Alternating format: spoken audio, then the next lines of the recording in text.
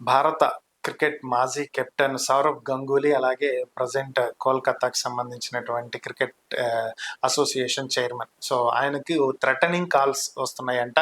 దీంతో పాటుగా ఈ మధ్య కాలంలో లెటర్లు కూడా ఎక్కువైనాయి. రీసెంట్గా వచ్చినటువంటి ఒక లెటర్లో నిన్ను నీ భార్యని చంపేస్తామంటూ బెదిరింపు లెటర్లు రావడంతో ఆయన పోలీసుల్ని ఆశ్రయించడం జరిగింది. తన మేనేజర్ ద్వారా స్థానికంగా ఉన్నటువంటి పోలీస్ స్టేషన్లో కంప్లైంట్ ఇవ్వగా పోలీసులు దీన్ని సీరియస్గా తీసుకోవడం జరిగింది.